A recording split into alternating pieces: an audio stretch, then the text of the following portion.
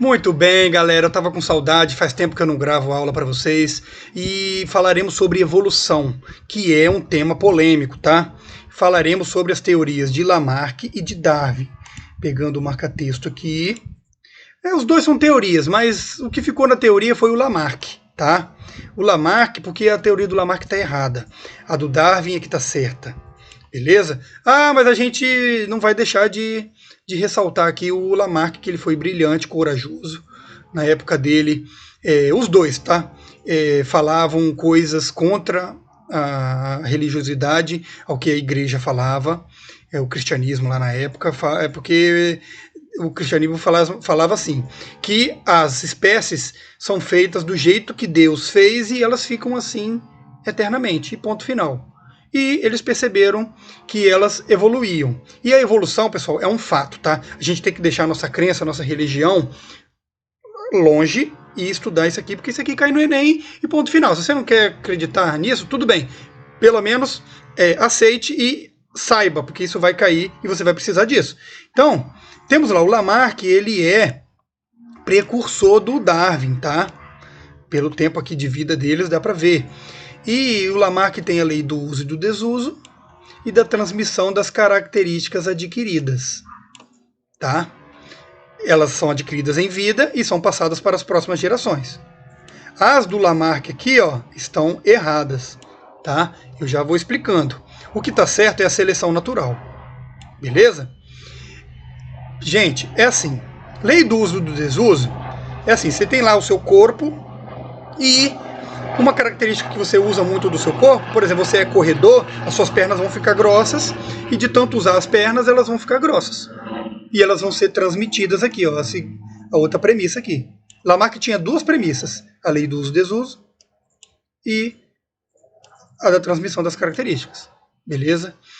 A do desuso, você tem uma estrutura lá no corpo e você não usa ela, ela vai atrofiando e à medida das gerações, essa característica vai sumir. E não é assim que acontece. Ó, as espécies podem evoluir por esforço. Que é isso aqui, de tanto usar uma estrutura, ela vai evoluir. Ok? É igual o pescoço da girafa aqui. De acordo com o Lamarck, de tanta girafa usar o pescoço, ele vai ficando comprido, comprido, e geração após geração o pescoço vai aumentando. É razoável pensar assim, né? Mas não é isso que acontece, ok? É a seleção natural que acontece. O exemplo da girafa é assim: tem lá a população de girafas lá na savana africana e, ao acaso, uma girafa nasce mais alta que a outra. E tem a população de girafas e tem algumas mais altinhas. Essas vão se beneficiar, vão se alimentar mais, vão ficar mais fortes e vão vencer predadores e vão conquistar mais fêmeas e vão deixar mais descendentes com o pescoço mais altinho. É assim que acontece. O ambiente seleciona. Porque ter o pescoço maior é vantajoso. Então, isso acontece ao acaso. Há uma mutação lá em algumas girafas que deixam elas mais altinhas. E isso vai beneficiá-las. E elas vão deixar mais descendentes, vão se alimentar mais. E os machos vão conquistar mais fêmeas. E as fêmeas, por serem mais saudáveis e mais fortes, vão ter proles mais saudáveis. E vão morrer menos filhotes, porque a savana africana é a lei do mais forte. É assim. Em qualquer lugar, não é só na savana africana não, tá? E tem o neodarwinismo. O neodarwinismo é o seguinte: na época do Darwin não tinha genética. A genética é uma ciência nova. Então o Darwin não falava em nenhum momento sobre genética. E depois a genética veio e se evoluiu e confirmou a teoria do Darwin, que as mutações, elas são genéticas, elas acontecem e ao acaso, e as mutações e as recombinações descritas pela genética, elas são um mecanismo que faz as espécies evoluírem e as modificações, isso que é evolução. Os organismos se modificam, isso é a mutação, e eles evoluem. Ou então devoluem, porque as mutações desvantajosas vão surgir organismos inferiores e eles vão ser selecionados negativamente e eles vão sumir. Ok? Desse jeito. Aqui, ó. Evolução da teoria por Lamarck. Aqui, ó. Tem o macaquinho que todo mundo já viu essa figurinha aqui, né? E por Lamarck, como é que isso funciona? Tá lá o macaquinho, aí ele, para adquirir a postura ereta, ele que deu origem aos seres humanos, os primatas, todos nós somos primos. Daí é assim, de tanto...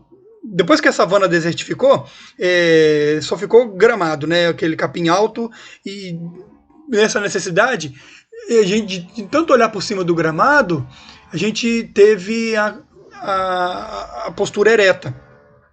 E isso, de tanto se esforçar para olhar por cima do gramado para evitar predadores, a gente foi ficando com a postura ereta e isso se fixou na população.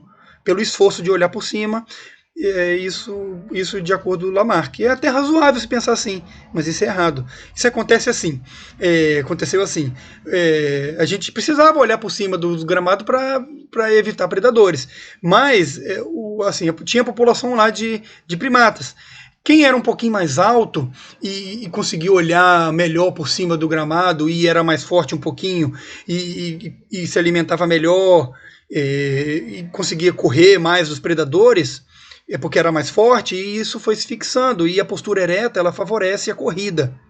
Então, aí isso foi surgindo ao acaso, indivíduos mais altos e com a tendência a ser mais eretos, e com isso corria melhor e fugia melhor dos predadores, já que as árvores estavam escassas e que a posição quadrúpede com os membros superiores mais fortes para subir as árvores era mais favorável, e as árvores sumiram ao longo da biogeografia lá da África, com a desertificação. Aí a postura ereta foi sendo mais vantajoso. Entenderam? Vamos lá, vamos usar outros exemplos aqui. Ó. Aqui temos aqui o urso polar e o urso pardo.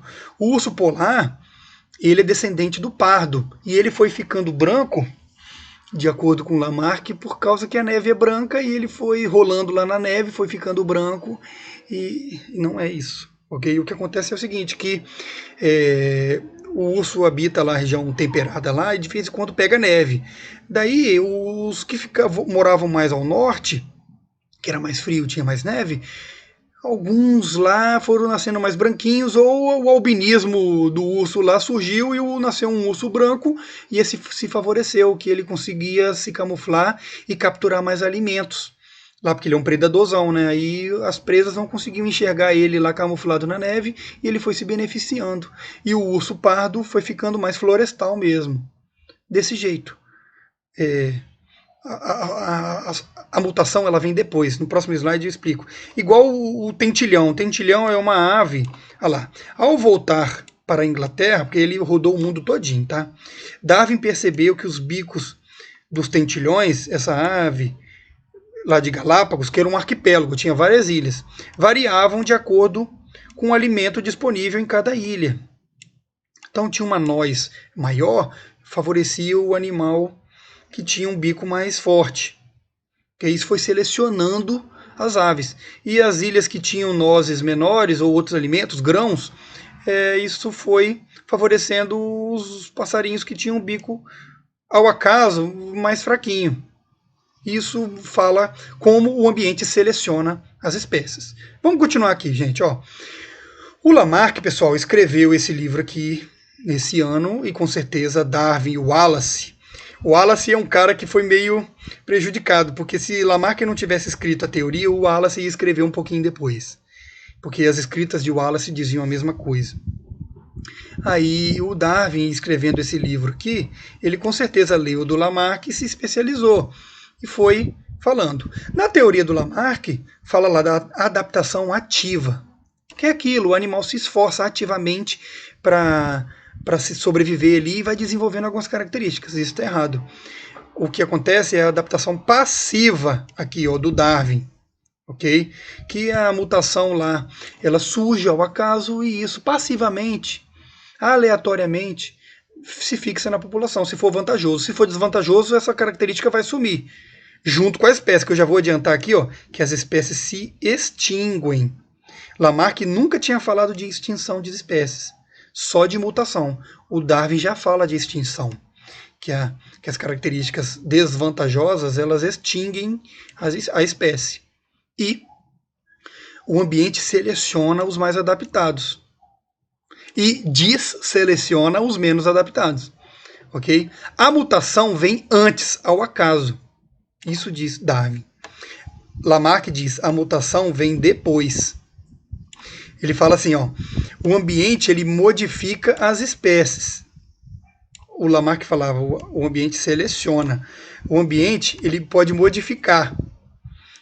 Por exemplo, se as árvores foram ficando escassas, ela modifica as girafas porque as girafas se esforçam para comer mais alto. Isso vai modificando as girafas. Não é assim. Por exemplo, vou usar o exemplo do ferreiro aqui para explicar isso. O ferreiro era uma figura lá na Idade Média que o ferreiro tinham famílias de ferreiros que passavam esse ofício geração após geração. Aí a família dos ferreiros era mais forte, ou seja, o pai era fortão porque ele era ferreiro.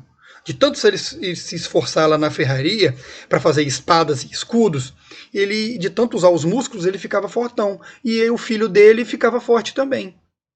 Mas o filho dele também era ferreiro, por isso que ele ficava forte. Lamarck falou isso. Mas não é verdade. O filho do ferreiro ele pode ser forte? Pode, se ele for ferreiro também. Agora, se o filho do ferreiro resolveu ser padre, um sacerdote, lá que estudava livros e não batia martelo no ferro, ele ia ser forte? Não, ele ia ser magrinho lá. Então, as características elas não são transmitidas para os descendentes, ok? Não são. Igual que os jogadores de basquete, ó. Por que os jogadores de basquete e de vôlei são mais altos?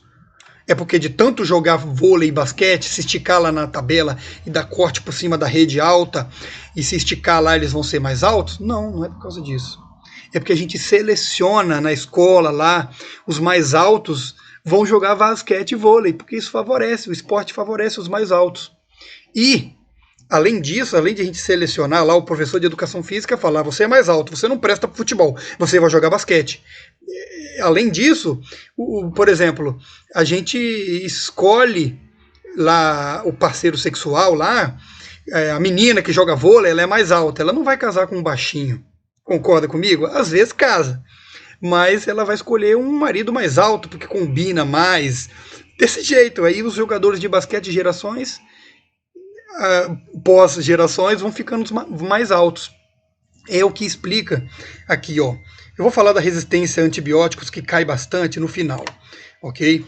Aqui, ó, essas mariposas aqui, ó, essas mariposas, elas são da mesma espécie. Antes da Revolução Industrial na Inglaterra, elas habitam lá na Europa, tá? Era assim, 98% ela era essa mariposa escura aqui, e 2% tinha essa mariposa albina aqui. Elas são da mesma espécie. Com a Revolução Industrial, teve muita fuligem das indústrias e foi deixando o ambiente mais escuro, a poeira da indústria. Aí as árvores estavam deixando... Aliás, eu falei errado. 98% das mariposas eram brancas assim, ó. E 2% eram negras. Isso se inverteu. Depois da Revolução Industrial, que a poluição atmosférica foi sujando as árvores foram ficando mais escuras e favoreceu aquele 2% vagabundo, aquele 1% vagabundo. Foi favorecendo a mariposa mais rara, que era a escurinha aqui. E poucas gerações depois, isso foi se invertendo. Aí essa mariposa mais escura aqui ficou mais abundante. E essa mariposa clara aqui, ela foi ficando prejudicada. Porque na árvore escura, ela foi aparecendo e os predadores viam melhor e ela não conseguia se camuflar para capturar mais presas. E isso foi deixando as mariposas brancas mais raras. Isso foi a mutaçãozinha lá da parte da população escura foi se beneficiando e daqui a pouco as mariposas escuras foram ficando mais frequentes. Igual aqui o pato, ó.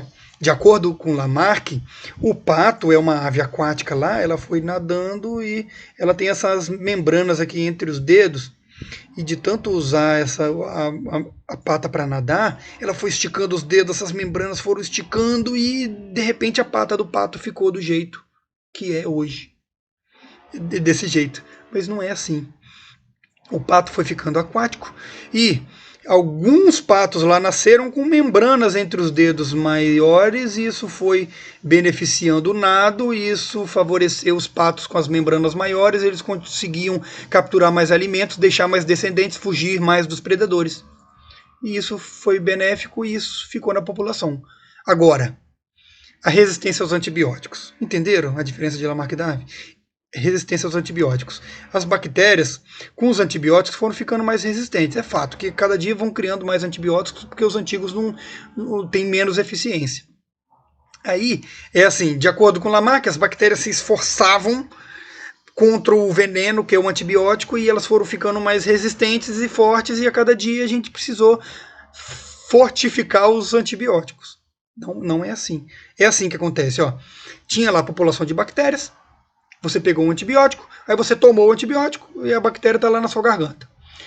Aí, nessa infecção, tinha a população de bactérias enorme, né? Uma ou outra era mais resistente. Então, elas sobreviviam e ficavam lá. Aí, tempo depois, que o efeito morriam a maioria das bactérias com antibiótico, com remédio, e sobravam umas mais resistentes. Essas resistentes se multiplicavam e, daqui a pouco, todas as bactérias eram daquele pouquinho mais resistente. Então, a gente precisou depois de fazer um antibiótico mais forte para matar aquelas mais resistentes. Desse jeito.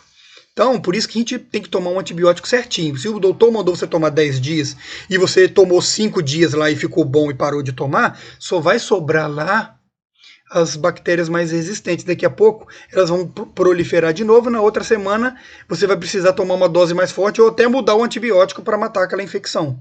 Então, por isso que a gente tem que tomar um antibiótico certinho. Valeu? Espero ter ajudado, ter falado tudo. Se ficou crítica aí, você coloca lá nos comentários, por favor. Elogios também, lógico, muito obrigado, que esse canal é nosso e para ele ficar cada dia melhor, eu preciso dos comentários. Valeu, pessoal, aquele abraço, tchau, tchau, até a próxima aula.